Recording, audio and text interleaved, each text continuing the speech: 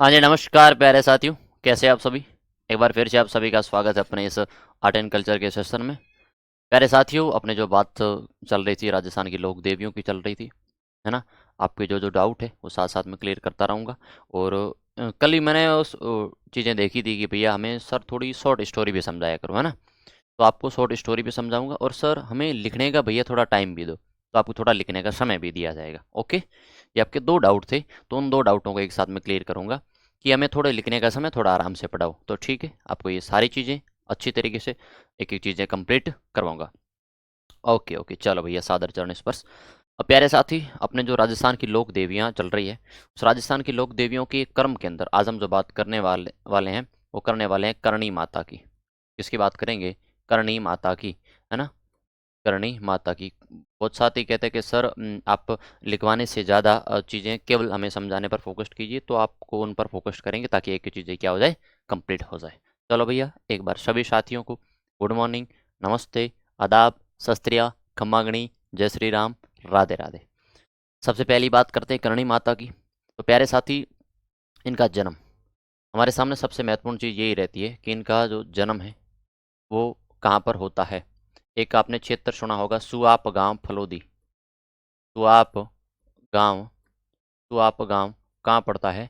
फलोदी में इनका एक जन्म स्थान रहता है। प्यारे साथी, अगली बात करते हैं कि इनके जो इनका जो जन्म स्थान है वो तो सुआप गांव हो जाता है, लेकिन जन्म होता कब है? जो जन्म है ना, जन्म होता कब है? तो 1387 है, 1387 ईस्वी में, है ना? 1387 ईस्वी में। कमेंट रिफ्रेश नहीं हो रहे, मैं एक बार देख लेता हूँ भैया ना। कमेंट रिफ्रेश नहीं हो रहे हैं। चलो एक बार मैं रिफ्रेश कर देता हूँ, 1 मिनट वेट कर लो भाई।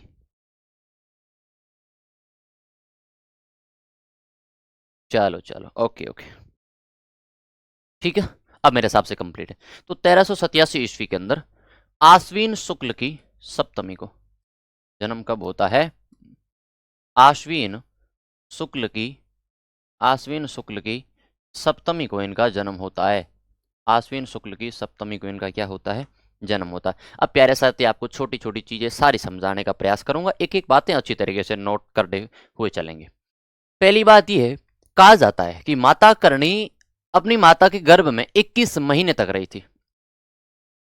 1444 विक्रमी संवत है, 1444 विक्रमी संवत है, थोड़ा सा ध्यान रखना, ठीक है? 1387 ही राइट है। अब पहले आप चीजें कंप्लीट करते हुए चलो, आपको कोई भी चीज डाउट में नहीं रहेगी। तो कहा जाता है इनकी माता के गर्भ में ये 21 महीने तक रही थी। तो इनके पिताजी ने विरात्रा माता की यात्रा की, है ना, तेमडेराय माता की यात्रा की। तो कहा जाता है इनके जन्म होता है। जन्म होने से पहले इनकी 6 बहनें थी। जन्म होने से पहले इनकी 6 बहनें थी। तो जब इनका जन्म होता है तो इनकी बुआ जी कहती है कि ये एक और मेहा के समस्या आ गई। हाथ किस प्रकार से किया है? ये एक और मेहा के समस्या आ गई, है ना? मतलब इनके पिताजी की क्या हो गई? एक और लड़की आ गई। उस समय लड़की का जन्म क्या माना जाता था? ज्यादा सही नहीं मानते थे। हेलो, वही सही है ना? हाँ ठीक है, बड़ा लिख सकते हैं। Okay okay. अब देखो, जब उन्होंने इस प्रकार से किया तो उनके हाथ को लकवा हो जाता है। ये माता ने पहला पर्चा किसे दिखाया? अपनी बुआ जी को पहला पर्चा दिखाया। और उसके बाद में जब जन्म हो जाता है तो उनकी माता बुआ जी को एहसास हुआ कि वास्तव में मैंने गलत कहा है, ये लड़की एकदम सही है। जन्म लड़की के जन्म से कोई बड़ी बात नहीं है। तो करणी माता कहती कि बुआ जी, मेरे सर के अंदर थोड़े बाल बना दो। तो बाल बनाती है तो क्या होता है, बाल बनाने के लिए कहती तो कि बेटा मेरे तो हाथ ऐसे लकवा हो रखा है, कैसे हो जाएगा? तब इन्होंने कहा आप हाथ लगाओ तो सही। जैसे ही हाथ लगाए, है ना, जैसे ही हाथ लगाए वैसे क्या हो जाता है? सही हो जाता है। जैसे हाथ लगाया, हाथ सही हो जाते हैं। तो पहला पर्चा किसे दिखाया? अपनी बुआ जी को दिखाया। हाँ, डिटेल में पढ़ाऊंगा, एक एक बातें, एक एक कंसेप्ट क्लियर करूंगा, ठीक है? 6 बहनें कौन सी? नाम तो नहीं मिलता है, बस ये मिलता है कि भैया 7 बहनों का एक साथ में मंदिर मिलता है जो परिसर के अंदर करनी माता देशनोक में, है ना? चलो, फिर इनके पिताजी, पिताजी का नाम क्या रहता है, जल्दी से बताओ भैया। पिताजी का नाम क्या रहता है और माताजी का क्या नाम रहता है, जल्दी से बताओ। फिर इनकी बहन का क्या नाम रहता है, गुलाब कंवरी, है ना। इनके बचपन का क्या नाम रहता है, मैं एक एक चीज समझाऊंगा कहानी के माध्यम से। बचपन का नाम क्या रहता है, बचपन का नाम क्या रहता है, ये चीजें रहती है, ये नाम रहती है। अब जल्दी से बताओ भैया कि इनके पिताजी का क्या नाम था, बहन का नाम था गुलाब कंवरी, बहन का क्या नाम था, गुलाब कंवरी, गुलाब कंवरी। जल्दी से बताओ भैया इनके पिताजी का क्या नाम था, बचपन का नाम क्या नाम था, रिद्धि बाई, बचपन का क्या नाम था, रिद्धि बाई इनके क्या था, बचपन का नाम था। ये बातें मुख्य मुख्य रहते, मेहाजी और रिद्धि बाई, बहुत अच्छी बात है। पिताजी का क्या नाम था, मेहाजी। अब बताओ माताजी का नाम, है ना, मेहाजी। पिताजी का क्या नाम था, मेहाजी। माताजी का क्या नाम था, कल्लाजी लोक देवता विनीता शर्मा। मैंने आपको बताया है कुछ चीजें एमसीक्यू के माध्यम से करवा दूंगा, है ना। तो बहुत सारे लोक देवता है ना, लेकिन मुख्य मुख्य चीजें मैं आपको जरूर करवाऊंगा। मेहाजी चारण, बहुत अच्छी बात है। मेहाजी चारण इनके क्या था भैया, पिताजी का नाम था। अब I am waiting for your response, माताजी का क्या नाम था, है देवल बाई, बहुत अच्छी बात है। क्या नाम था, देवल बाई, देवल बाई। अब आपको एक एक चीज समझाता हूं, ये तो उनका नॉर्मल सा परिचय रहता है ना। हाँ विनीता सुन लिया, ये तो आपका नॉर्मल सा परिचय रहता है। अब हम जो बात करेंगे वो ये करेंगे कि कहा जाता है कि इन्होंने सर्वप्रथम अपनी, सर्वप्रथम अपनी बुआ को चमत्कार दिखाया, अपनी बुआ को चमत्कार दिखाया, अपनी बुआ को चमत्कार दिखाया, सर्वप्रथम अपनी बुआ को चमत्कार दिखाया। ये बातें ध्यान रखना, आगे बात समझ में, बहुत अच्छी बात है। अपनी बुआ को चमत्कार दिखाया। दूसरी बात ये करते हैं कि इनकी 6 अन्य बहनें थी, 6 अन्य बहन थी, 6 अन्य बहन थी। अब मैं आपको एक छोटी सी बात बताता हूं, एक छोटी सी बात बताता हूं। इनका जो विवाह होता है, विवाह होता है, जल्दी से बताओ विवाह किनके साथ में होता है। अब मैं आपको एक कहानी समझाता हूं, उसके बाद एक एक बात समझने का प्रयास करते हैं। हाँ देवल भाई, बहुत अच्छी बात है, दीपाजी, है ना। इनका विवाह किनके साथ होता है, जल्दी से बताओ भैया। इनका करणी माता का विवाह किनके साथ में होता है। क्या होता है जब करणी माता का विवाह होता है, तो करणी माता जी रास्ते से जा रही थी, तो क्या होता है बीच रास्ते के अंदर इनके जो पति जी है, इनके जो पति जी है देपाजी बिठू, बहुत अच्छी बात है ना। विवाह किनके किनके साथ होता है, देपाजी बिठू, देपाजी बिठू। अब मैं आपको एक एक चीज समझाता हूँ, थोड़ा सा ध्यान रखना भाई।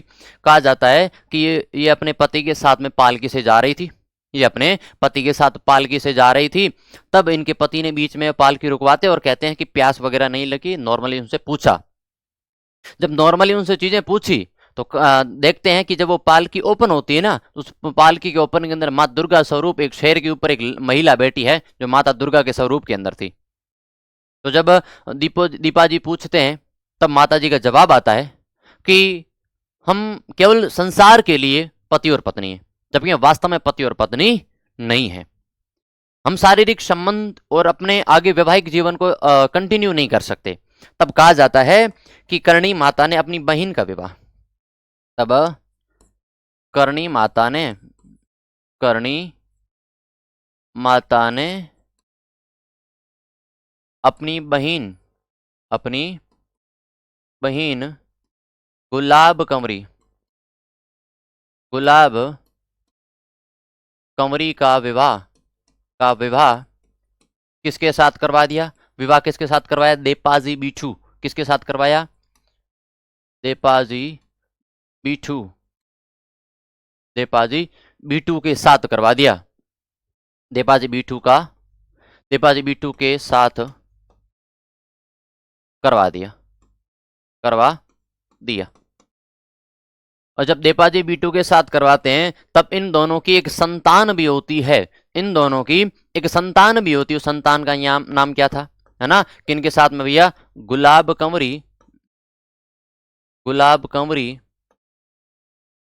व देपाजी की संतान की संतान की संतान का क्या नाम था? नाम मिलता, एक नाम मिलता लाखा, एक नाम मिलता है लक्ष्मण, एक नाम मिलता है लाखन। ये एक ही है, ये क्या है? एक ही है। आगे बात समझ में? लाखन इनकी क्या हो गई? संतान होगी। कहा जाता है कि माता करणी ने इस संतान को क्या लिया? गोद लिया। करणी माता ने लाखन को गोद लिया। लाखन को क्या लिया? गोद लिया। लाखन को गोद लिया। आगे बात समझ में? करणी माता ने गोद ले लिया।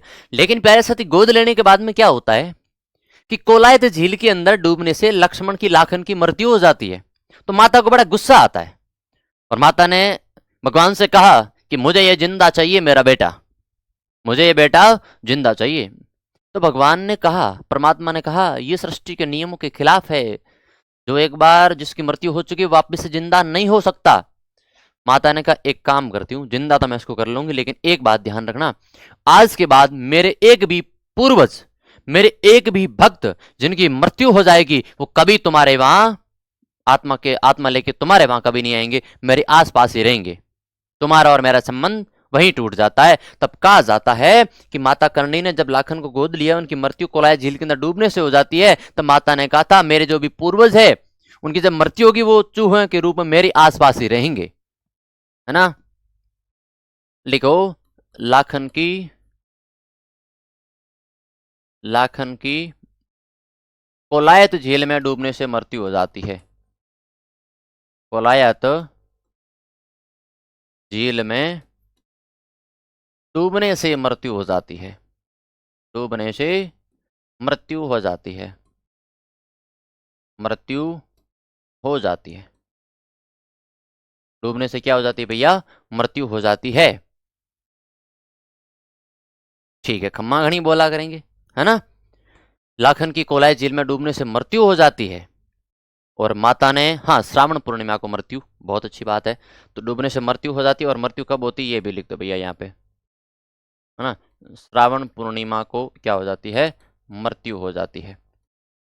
माता ने परमात्मा से लड़ाई झगड़ा किया। माता ने कहा नहीं भाई ऐसे तो नहीं होगा, फिर मेरे पूर्वज है ना, वो जब भी उनकी मृत्यु होगी तो मेरे पूर्वज मेरे आसपास में चूहों के रूप में ही रहेंगे, मेरे पास में रहेंगे, तुम्हारे पास नहीं आएंगे कभी। आगे बात समझ में? मेरे हिसाब से यहां तक की सारी चीजें कंप्लीट है। लिखो, एक बात यहां लिख दो, माता करणी 21 महीने तक, 21 माह तक अपनी माता की कोख में रही। अपनी माता की कोख में रही। कोख में रही, है ना? आगे बात समझ में? अब एक चीज बताता हूं। अब देखो, कहां मृत्यु होती? कोलाय झील में।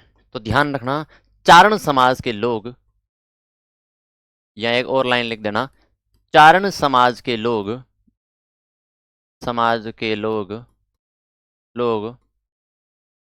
यहां नहीं जाते हैं, या नहीं जाते हैं, इसको अपवित्र मानते हैं।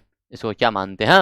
अपवित्र मानते हैं, और कोलाय झील के अंदर स्नान भी नहीं करते। ओवरऑल ये सारी बातें रहती है।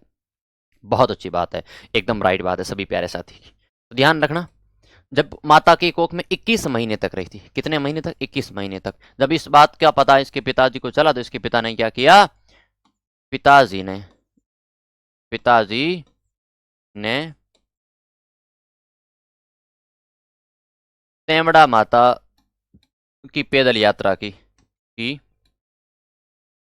पैदल यात्रा की पैदल यात्रा की।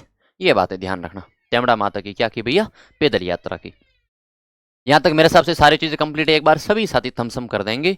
अगर थम्सअप कर देंगे तो मैं आगे चलूंगा कि किस प्रकार से राव जोधा, राव बीखा के साथ में माता करणी जी के संबंध रहे थे। एक बार सभी साथी थम्सअप कर देंगे तो मैं आपको दो चीज बता दूंगा कि किस प्रकार से राव जोधा के साथ में और राव बीका के साथ में माता करणी के क्या रहे थे भैया? संबंध रहे थे। आगे बात समझ में? है ना? आगे बात समझ में। यहाँ पे 3 राज्य रहते हैं, यहाँ पे क्या रहते हैं, 3 राज्य रहते हैं, है ना। चलो बहुत अच्छी बात है। पहली बात, यहाँ पे प्यारे साथी एक क्षेत्र पड़ता था बीकानेर, यहाँ पे एक क्षेत्र पड़ता था बीकानेर, इस चीज को थोड़ा सा समझना। यहाँ पे पड़ता था जांगल प्रदेश, जांगल प्रदेश, और यहाँ पे एक क्षेत्र था जैसलमेर, जैसलमेर। एक चीज समझाता हूं, यहाँ पे किसका अधिकार था बीकानेर पर, राव बीका का, राव, सॉरी माफ करना माफ करना माफ करना, हाँ, राव बीका का, राव बीका का। एक मिनट एक मिनट एक मिनट, यहाँ समस्या होगी ना, यहाँ समस्या होगी, यहाँ बीकानेर नहीं रहेगा, यहाँ जोधपुर रहेगा, और इस जंगल प्रदेश को बिल्कुल यहाँ पे लिख दो जोधपुर, है ना, जोधपुर। अब एक चीज समझाता हूँ आपको, या थोड़ा सा समझना, यहाँ पे थोड़ा सा समझना, ठीक है भाई। जो जोधपुर था, राव जोधा का अधिकार था, और जांगल प्रदेश पर जोधा के पुत्र राव बीका का, है ना, और जांगल प्रदेश पर बीका से पहले जैसलमेर का अधिकार था, है ना। अब देखो क्या होता है कि भैया राव जोधा ने माता करणी के आशीर्वाद से, माता करणी के आशीर्वाद से, माता करणी के आशीर्वाद से 12 मई, विजय भाई एकदम सही बात लिख रहा है, 12 मई 1459 को मेहरानगढ़ किले की नींव रखी। माता करणी ने, माता करणी ने 12 मई 1459 ईस्वी को मेहरानगढ़ किले की नींव रखी, मेहरानगढ़ दुर्ग की नींव रखी, नींव रखी। एक एक चीज समझाता हूं, थोड़ा सा यहाँ पे ध्यान देना, है ना। एक बार मेरे हिसाब से लिखने से थोड़ा फुर्सत मिल जाए, तो एक चीज मैं आपको यहाँ से समझाना चाहता हूँ, थोड़ा सा ध्यान देना मेरी तरफ, है ना भैया, ठीक है, थोड़ा सा ध्यान देना। माता करणी जब जोधपुर क्षेत्र को छोड़ के जांगला प्रदेश आती है ना, माता करणी जब जोधपुर प्रदेश को छोड़ के जांगला प्रदेश बीकानेर में आती है, बीका के क्षेत्र में आती है, तब यहाँ पे एक क्षेत्र पड़ता है, यहाँ पे एक क्षेत्र पड़ता है रिहड़ी, रिहड़ी, रिहड़ी गांव, रिहड़ी गांव कहाँ पड़ता है, बीकानेर में पड़ता है, बीकानेर में। यहाँ थोड़ा समझना, मैं आपको ये चीज थ्योरी के माध्यम से लिखाऊंगा।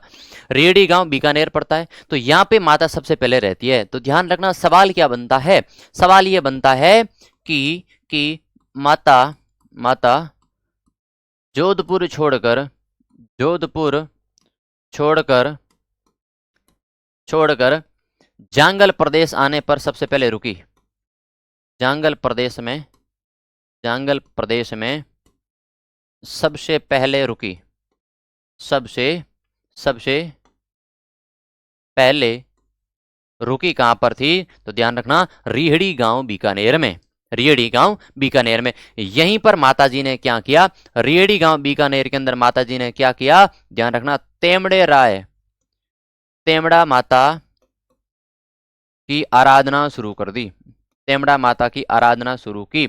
और एक और चीज समझाता हूं, इसी स्थान पर, इसी स्थान पर माता क्या करती थी, जाल वृक्ष के नीचे दही बिलोया करती थी, है ना, जाल वृक्ष के नीचे, जाल वृक्ष के नीचे दही बिलोया करती थी, दही बिलोती थी, दही बिलोती थी। आगे बात समझ में। तो फिर कहा जाता है, एक और चीज यहां थोड़ी सी समझ लेना, जैसलमेर जांगल प्रदेश पर चाहता था कि अधिकार, हाँ रियडी नेहड़ी है, नेहड़ी है, उसको दूसरा नाम भी रियडी है, ये चीज पता है, आई नो, है ना, दूसरा नाम वही है, नो टेंशन।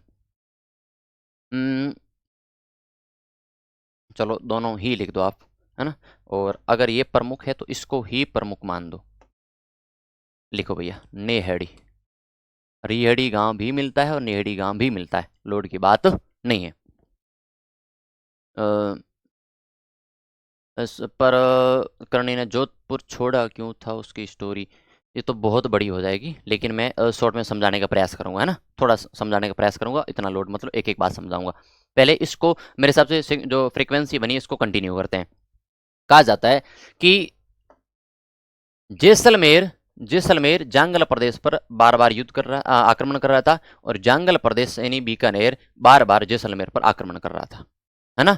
तो उनके बीच में राव बीका माता के पास जाता है और कहता है कि माता बार बार आक्रमण हो रहे हैं, उसके लिए एक समझौता चाहिए, उसके लिए कोई इलाज चाहिए। तो माता जी ने क्या किया, माता जी ने क्या किया, यहाँ पे आके क्या है, विराजमान हो जाती है, और उसके बाद किसी ने किसी पर भी आक्रमण नहीं किया, किसी ने भी किसी पर आक्रमण नहीं किया। आगे बात समझ में। तो ध्यान रखना, जोधपुर रावजोधा माता करणी ने 12 मई 1459 को मेहरानगढ़ दुर्ग की नींव रखी थी। दूसरी बात अगर ध्यान रखे तो 1465 में राव बीका ने बीकानेर में राठौड़ वंश की नींव रखी थी। एक बात यहां पर भी लिख दो, यहां पर भी लिख दो कि 1465 में, 65 ईस्वी में, या फिर दोनों बात आगे लिख लेते हैं, यहां तक मेरे हिसाब से क्या हो जाती, कंप्लीट हो जाती। एक बार थम्स अप कर देंगे, एक बार थम्स अप कर देंगे, फिर अगली बात करते हैं कि 1465 ईस्वी में राव बीका ने माता करणी के आशीर्वाद से, माता करणी के आशीर्वाद से बीकानेर में राठौड़ वंश की नींव रखी। बीकानेर में राठौड़ वंश की नींव रखी, राठौड़ वंश की नींव रखी, राठौड़ वंश की नींव रखी, राठौड़ वंश की क्या रखी भैया, नींव रखी। एक एक बात समझोगा। हाँ हाँ, यही तो वापस लिखा रहा हूं, है ना। एकदम राइट बात है। एक एक चीज लाइन वाइज लिखा रहा हूं ना वापिस से, इसीलिए तो वो पहले डायग्राम के माध्यम से चीजें समझ ली। बीकानेर की क्या करते हैं, नींव रखते हैं। फिर ध्यान रखना, एक व्यक्ति का नाम मिलता है। सर चीजों को लाइन बाय लाइन लिखाओ। हाँ, लाइन बाय लाइन ही लिखा रहा हूं मेरे भाई, लाइन बाय लाइन ही लिखा रहा हूं, इसका लोड मत लो तुम, इसका लोड मत लो तुम। चलो ठीक है। अब देखो यहां पे एक आपने नाम सुना होगा कभी, राव शेखा, राव शेखा। राव शेखा को माता मुल्तान के जेल से, मुल्तान के जेल से, जेल से मुक्त करवाती है, मुक्त करवाती है। क्या करवाती है, मुक्त करवाती है। अब एक एक चीज समझाता हूं। हाँ लिखा दिया एस भाई। तो राव शेखा को माता मुल्तान के जेल से मुक्त करती है। क्या होता है कि माता जी चील का स्वरूप मानी जाती है ना। तो माता जी क्या करती है, चील बन के जाती है, और चील बन के जब उस कारावास के अंदर जाती है तो चारों तरफ अंधेरा सा जाता है, और माता करणी अपने पंखों में, पंखों के बीच में पकड़ के राव शेखा को क्या करती है, मुल्तान के जेल से रिहा करती है। और कुछ समय बाद में राव शेखा की पुत्री, है ना, राव शेखा की पुत्री का विवाह, पुत्री का जो विवाह है, विवाह राव बीका से करवा देते हैं, राव बीका से, राव बीका से करवाती है, राव बीका से करवाती है। नाम सुना होगा आपने कभी, पुत्री रूप कंवरी, है ना। ये लिख दो, पुत्री का विवाह राव बीका से करवाती है। आगे बात समझ में। चलो भैया एक एक बातें कंप्लीट। राव शेखा को माता मुल्तान की जेल से मुक्त करवाती है, और पुत्री का विवाह राव बीका से करवाती है। यहां तक मेरे हिसाब से किसी भी साथी को कोई डाउट नहीं होगा। एक बार थम्सअप कर दोगे भैया, अगर डाउट नहीं है थम्सअप कर दोगे। अगली हम जो बात करते हैं वो करते हैं मंदिर की। बहुत सारी छोटी मोटी चीजें रहती है, बहुत सारी छोटी मोटी चीजें रहती है कि माता करणी का जो मंदिर है, माता करणी का जो मंदिर है उसकी अपन महत्वपूर्ण बात करते हैं। उसकी अपन क्या है, महत्वपूर्ण क्या है, बात करने का प्रयास करते हैं। माना कि ये माता करणी का क्या है भाई, मंदिर है। अब इस मंदिर में कौन कौन सी महत्वपूर्ण फैक्चुअल जानकारी हमारे सामने रहती है ना। पहली बात, पहली बात क्या है कि यहाँ पे 11 फीट ऊंचा, 11 फीट ऊंचा दीपक है, दीपक है ना, 11 फीट ऊंचा क्या है, दीपक है। दूसरी बात, मंदिर कहाँ है, देशनोक, देशनोक बीकानेर में ये क्या है, मंदिर है। देशनोक बीकानेर के अंदर क्या है, ये मंदिर है। यहाँ पे इस मंदिर के ऊपर, इस मंदिर के ऊपर क्या करते हैं भैया, इस मंदिर के ऊपर चील मंडराते रहते हैं, चील, चील मंडराते, चील मंडराते रहते हैं। क्या करते हैं, चील मंडराते रहते हैं। और ध्यान रखना कि चील मंडराते रहते हैं, इसलिए सबसे महत्वपूर्ण चीज लिखवाता हूं, सबसे महत्वपूर्ण चीज लिखवाता हूं, सफेद चील माता का स्वरूप माना जाता है, सफेद चील माता का स्वरूप माना जाता है, माता का स्वरूप माना जाता है, सफेद चील माता का स्वरूप माना जाता है। बहुत अच्छी बात है। राव बीका ने शुरू किया, कर्ण सिंह ने पूरा किया, सूरज सिंह ने फिर कर्ण सिंह, फिर सूरज सिंह, और वर्तमान स्वरूप गंगा सिंह, है ना, तीनों चीज आएगी, एक एक बात लिखवाऊंगा सफेद चील माता स्वरूप का। और दूसरी बात, यहाँ पे क्या रहते हैं भैया, यहाँ पे यहाँ पे क्या रहते हैं, चूहे रहते हैं, है ना। तो ध्यान रखना, माता के जो प्रतीक है ना, वो प्रतीक के रूप में अपन कह सकते हैं। यहाँ पे क्या है, सबसे असंख्य, असंख्य मात्रा में क्या है, असंख्य मात्रा में चूहे रहते हैं। और ध्यान रखना, सफेद, इन चूहों को क्या कहते हैं, इन चूहों को क्या कहते हैं, इन चूहों को काबा कहते हैं, इन चूहों को क्या कहते हैं, काबा कहते हैं, काबा कहते हैं। और ध्यान रखना सबसे महत्वपूर्ण चीज, सफेद काबे के दर्शन शुभ माने जाते हैं, सफेद काबा के दर्शन शुभ माने जाते हैं, शुभ माने जाते हैं, सफेद काबा के दर्शन शुभ माने जाते हैं।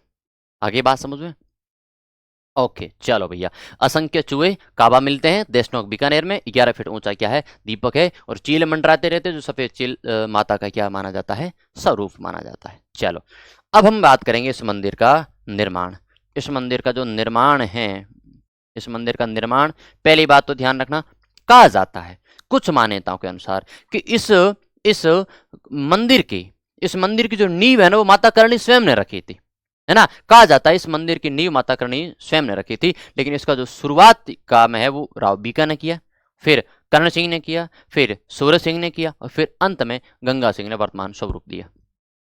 निर्माण अपन कह सकते हैं राव बीका ने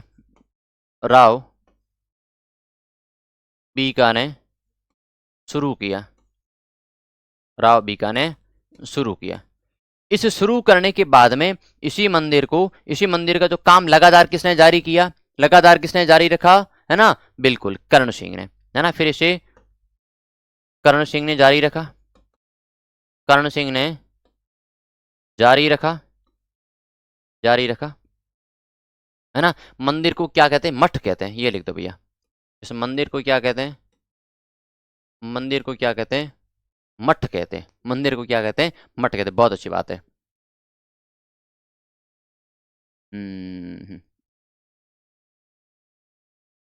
ओके, फिर अगली बात, कर्ण सिंह के बाद में एक और नाम रहता है गंगा सिंह, गंगा सिंह ने पूर्ण करवाया, गंगा सिंह ने पूर्ण करवाया। और उसके बाद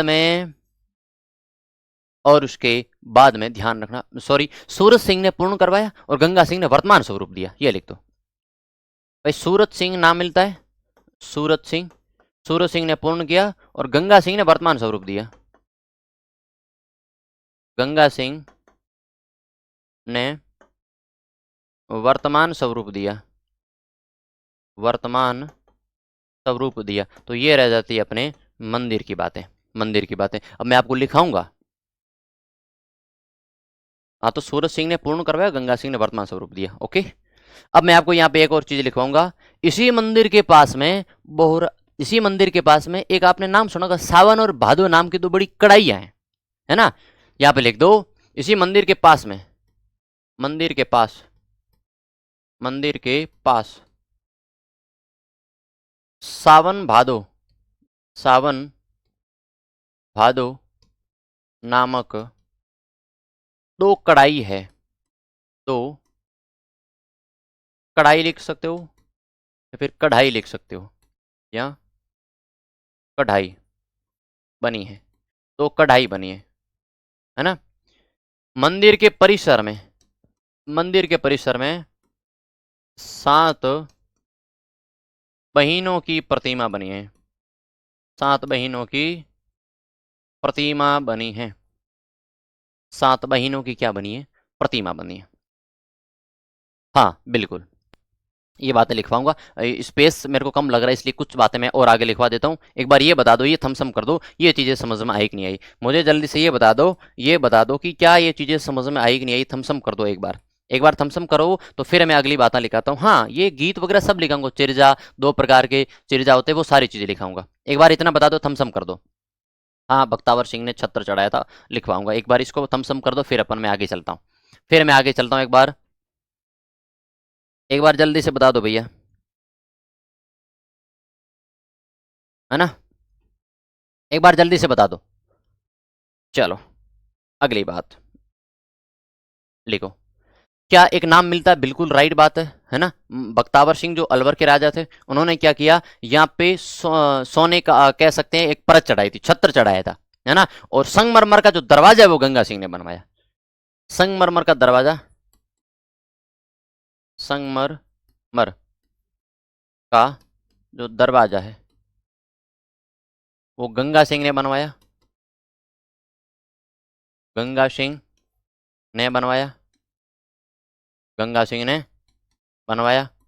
दूसरी बात, दूसरी बात क्या रहती है कि भैया छत्र अलवर के बख्तावर सिंह ने, अलवर के बख्तावर सिंह ने, अलवर के बख्तावर सिंह ने चढ़ाया। आगे बात समझ में, मेरे हिसाब से एक एक बातें कंप्लीट है। बहुत अच्छी बात है ये। माता की गायों का ग्वालो दशरथ मेघवाल था, बहुत अच्छी बात है। तो एक और बात लिख दो यहीं पे, इसी साथी की बात को मैं ऐड कर देता हूं कि दशरथ, दशरथ ग्वाले की, दशरथ ग्वाले का, ग्वाले का, ग्वाले की प्रतिमा, प्रतिमा देशनोक मंदिर के, देशनोक मंदिर की, देशनोक मंदिर के परिसर में है, मंदिर के परिसर में बनी है, परिसर में बनी है, बनी है। आगे बात समझ में। करणी माता के गीत, करणी माता के, हाँ दरवाजा चांदी का बनवाया था, है ना। करणी माता के गीत, करणी माता के गीत क्या कहलाते हैं, चिरजा कहलाते हैं। क्या कहलाते हैं, चिरजा कहलाते हैं। अब आपके लिए बेस्ट सवाल है, करणी माता के जो भक्त है, करणी माता के जो भक्त थे वो कौन थे, जल्दी से बताओ। I am waiting for your answer, I am waiting for your answer. Gamer, gamer भाई बात समझ ली आपकी, है ना, आपकी बात समझ ली मैंने, है ना। संगमरमर का दरवाजा गंगा सिंह ने, छत्र अलवर के बख्तावर सिंह ने चढ़ाया, दशरथ ग्वाले की प्रतिमा देशनोक मंदिर के परिसर में, करणी माता के गीत चिरजा कहलाते हैं। अब जल्दी से बताओ करणी माता के भक्त कौन से थे, करणी माता के भक्त कौन से थे, जल्दी से बताओ भैया, करणी माता के भक्त कौन से थे, है ना। तो इस प्रकार से करणी माता की मुख्य मुख्य बातें रहती है। मैं करणी माता के उपनाम लिखा देता हूं, है ना, करणी माता के उपनाम लिखा देता हूं, तब तक आप करणी माता के भक्त बताओ, भक्त कौन से थे, है ना। मैं करणी माता के उपनाम लिखा देता हूं। चारण बारीदार, ठीक है। उपनाम, पहली बात, चूहों वाली देवी, चूहों वाली देवी कहते हैं, है ना। बूढ़ी डोकरी कहते हैं, दाढ़ी वाली डोकरी कहते हैं, दाढ़ी वाली डोकरी कहते हैं। और ध्यान रखना, बीकानेर के राठौड़ों की, जल्दी से बताओ बीकानेर के राठौड़ों का क्या संबंध था, बीकानेर के राठौड़ों की क्या है भैया, बीकानेर के राठौड़ों की क्या है, जल्दी से बताओ। कुल देवी, आराध्य देवी, है ना। फिर मैं लिखा हूँ चारण समाज की, चारण समाज की, चारण समाज की, जल्दी से बताओ। चारण समाज की तो भैया कुल देवी है, लेकिन आपसे पूछा क्या है, आपसे पूछा क्या है, बीकानेर के राठौड़ों की, बीकानेर के राठौड़ों की आराध्य देवी, आराध्य देवी कहो या फिर इष्ट देवी कहो, या फिर इष्ट देवी कहो, है ना, इष्ट देवी कहो। चारण समाज की कुल देवी रहेगी, चारण समाज की कुल देवी रह जाएगी, क्योंकि पूरे समाज की कुल देवी रहेगी, और बीकानेर के राठौड़ों की आराध्य देवी हो जाएगी, है ना। ये बातें लिख दो भैया, ये बातें जल्दी से लिख दो, है ना, ये जल्दी से लिख दो। तो दरवाजा संगमरमर का ही था, दरवाजा संगमरमर का ही था, जबकि छत्र है ना वो चांदी का है, छत्र चांदी का था, दरवाजा संगमरमर का ही था, दरवाजा संगमरमर का ही था। ओला कृषि की रक्षक देवी, बिल्कुल। एक और बात यहां ध्यान रखना, एक और बात लिखा देता हूं यहाँ, कि माता करणी के, है ना, माता करणी के मंदिर के आसपास, मंदिर के आसपास, आसपास क्या है, एक तो ओला नहीं गिरते हैं, ओला नहीं गिरते, नहीं गिरते, और दूसरी बात, नहीं गिरते हैं, दूसरी एक और मुख्य बात, कि माता करणी, माता करणी के मंदिर के आसपास कभी भी आग से जलकर कोई घर राख नहीं हुआ। बख्तावर सिंह। और माता करणी के मंदिर के आसपास कोई ओला नहीं गिरा, और साथ ही साथ में ये भी लिख देना कि कोई क्या नहीं हुआ, आग से जलकर, आग से जलकर घर इत्यादि राख नहीं हुए, राख नहीं हुए।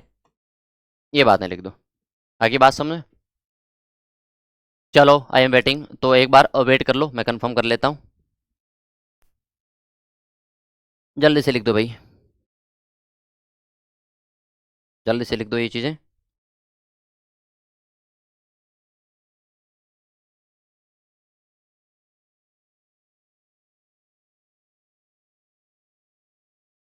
ओके ओके ओके, यहाँ पे इतना लिख दो, यहाँ पे इतना लिख दो, प्रवेश द्वार संगमरमर का था, प्रवेश द्वार संगमरमर का लिख दो, बस इतना ही लिखना है, इतना ही चेंज करना है ना। इतना लिख दो कि प्रवेश द्वार, माफ करना भाई, प्रवेश द्वार संगमरमर का, संगमरमर का, है ना। और चांदी का दरवाजा, इतना माफ करना भाई, चांदी का दरवाजा, चांदी का दरवाजा, ठीक है। अब मेरे हिसाब से कंफर्म है, ओके। भक्त तो बताओ मामू, हाँ भक्त तो आपसे पूछा है भैया, है ना। हाँ, मुख्य दरवाजा संगमरमर का, महाराजा गंगा सिंह, ओके ओके, प्रवेश द्वार हो गया, वो मुख्य दरवाजा हो गया। अब मेरे हिसाब से एक एक बातें कंप्लीट है, अब मेरे हिसाब से एक एक बातें कंप्लीट है आपके सामने, जल्दी से बताओ भैया, जल्दी से बताओ। करणी माता के आसपास ओला नहीं गिरे मंदिर के, और आग से जलकर, है ना। तो ये चीजें भी ध्यान रखना, चारण समाज की क्या हो जाती, कुल देवी हो जाती है। और एक और मुख्य चीज, एक और मुख्य चीज, आपने गीत सुना होगा चिरजा, आपने गीत सुन लिया चिरजा, बताओ किस किस ने चिरजा गीत सुना है, गीत किस किस ने सुना है चिरजा, जल्दी से बताओ भैया, चिरजा गीत किस किस ने सुना है, जल्दी से बताओ, चिरजा गीत किस किस ने सुना है, जल्दी से बताओ, है ना। चिरजा गीत किस किस ने सुना है, जल्दी से बताओ। औरन भी, हाँ, गढ़ा और संगम आरती है, हाँ, ओके थे सुना दी, हाँ हाँ। चलो एक एक बातें मेरे हिसाब से माता करने की क्या हो जाती कंप्लीट।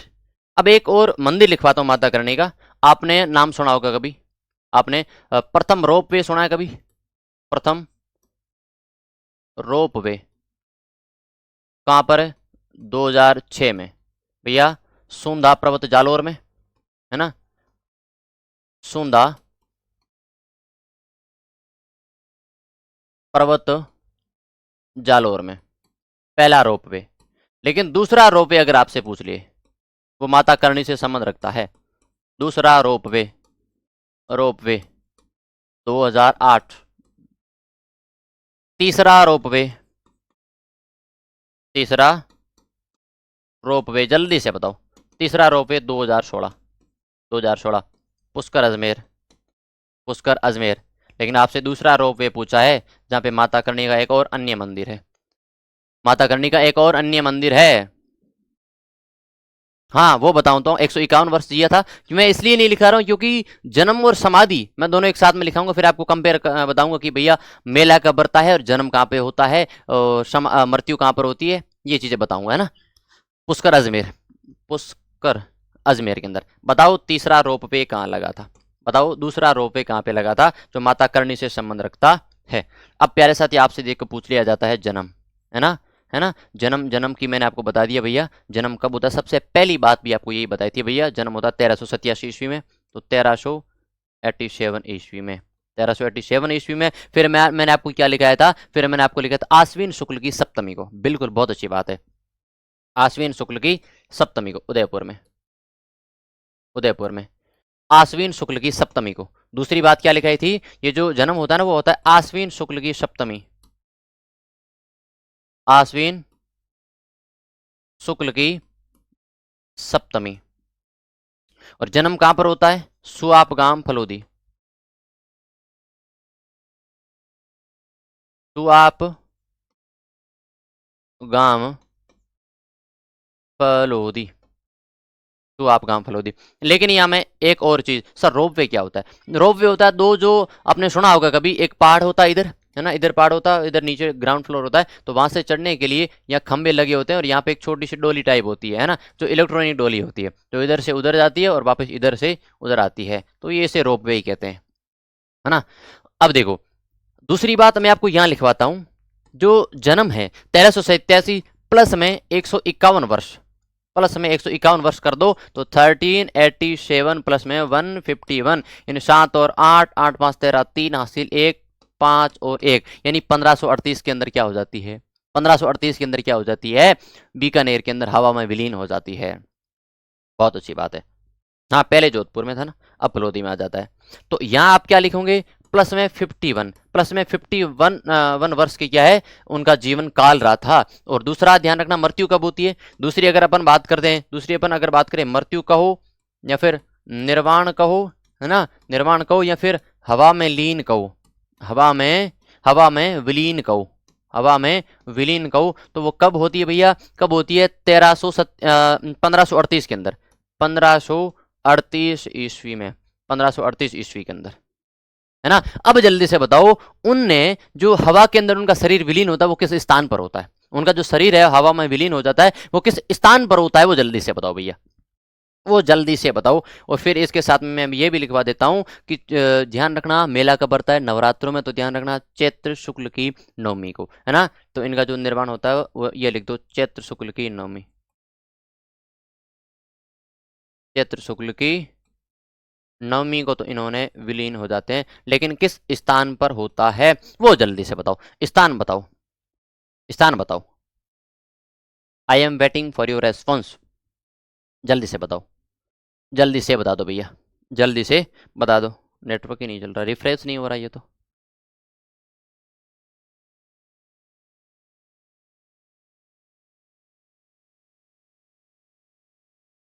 जल्दी से बताओ, रिफ्रेश करना एक बार,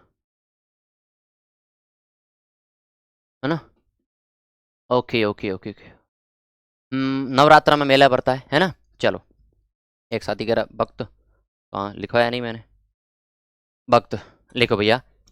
चारण, चारण समाज प्लस में राजपूत समाज, प्लस में राजपूत समाज, ये उनके क्या है भैया, भक्त होते हैं। लेकिन अब आपसे पूछा है इनका जो निर्माण स्थान कौन सा है।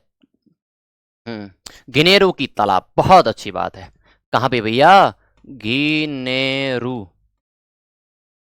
की तालाब, कहां पे भैया, बीकानेर में, बीकानेर में। बहुत अच्छी बात है विजय, विजय की बहुत अच्छी बात है, एकदम राइट बात है। घिनेरो की तलाई दियात्रा गांव में प्राण त्याग, है ना। घिनेरो की जो तलाई, इसको पूरा अगर लिखना चाहो तो, पूरा लिखना चाहो तो यहां से लिख दो,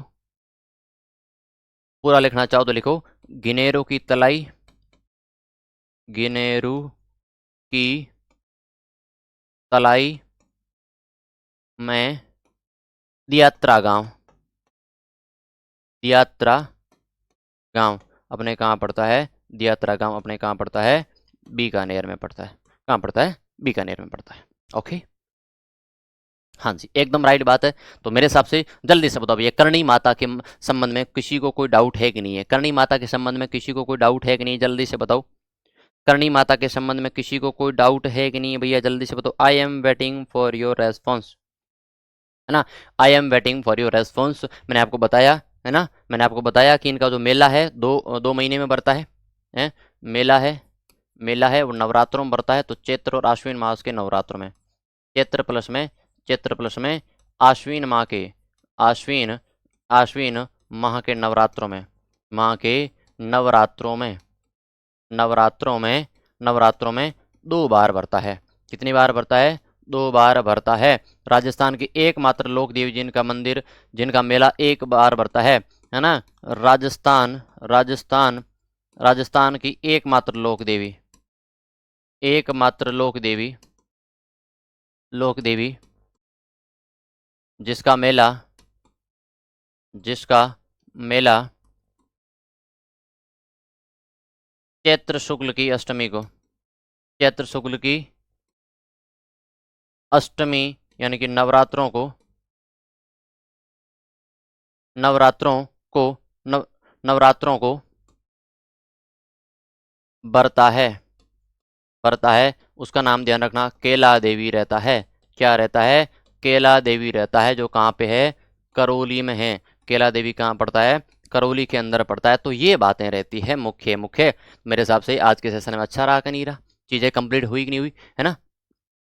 कार्तिक माह भी मेला पड़ता नहीं, 2 ही चीज़ें रहती है। हाँ, गढ़ाऊ संकटकालीन आरती है। देखो तो जब मैंने आपको यहाँ पे बताई थी चिरजा, कहाँ गई चिरजा, पीछे रह जाती है। चलो यहाँ पे लिखो कुछ बातें, कुछ बातें। एक आपने इनके जो गीत सुने होंगे, है ना, गीत सुने होंगे, वो गीत थे चिरजा।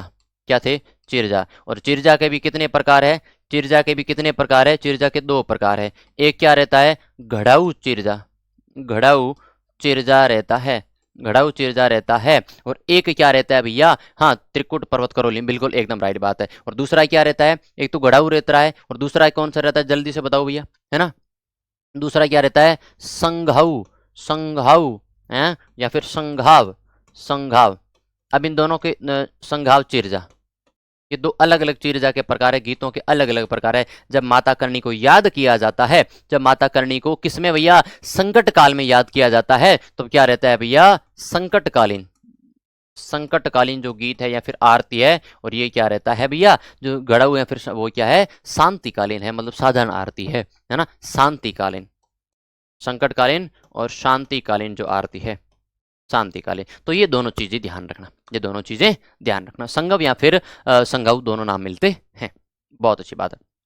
12 कोस की परिक्रमा, हाँ वो तो यूं तो बहुत सारी बात है। चलो एक एक बात है कंप्लीट। बताओ आज के साथ ही थम्सअप करेंगे। जो कल कुछ साथी कह रहे थे कि सर स्टोरी बताओ, तो मैंने एक एक चीज बताने का प्रयास किया, है ना। तो और साथ साथ में लिखने का भी समय दिया आपको, अच्छी तरीके से चीजें नोट आउट भी करते रहे। एक बार सभी साथी थम्सअप कर देंगे, आज का सेशन कैसा रहा, है ना। हाँ गाए जाने वाले गीत तो यही तो है ना, गीत चिरजा। तो जल्दी से बताओ आज का सेशन कैसा रहा, थम्सअप कर देंगे, है ना। फिर मैं आपको कुछ और बातें, कुछ और लोक देवियों की बातें कर लेता हूँ। एक बार सभी साथी थम्सअप करेंगे भैया, जितने साथी लाइव है ना वो सभी साथी थम्सअप कर देंगे, है ना। जितने साथी लाइव है ना वो सभी साथी थम्सअप कर देंगे। चलो बहुत अच्छी बात है। Okay okay okay okay okay okay, चलो चलो भाई वेरी गुड, बहुत अच्छी बात है। और तो क्या चाहिए, है ना, और तो क्या चाहिए, सभी साथी को ये चीज़ें समझ में आ रही तो और तो क्या चाहिए, है ना। चलो चलो भैया, अगली बात मैं लिख लेता हूँ, अगली बात लिख लेता हूँ मैं। आपने नाम सुना होगा कभी प्यारे साथी, ज्वाला माता, ज्वाला माता, है ना। ज्वाला माता, ज्वाला माता जोबनेर जयपुर, जोबनेर कहाँ पड़ती है, जोबनेर जयपुर में ज्वाला माता का मंदिर है।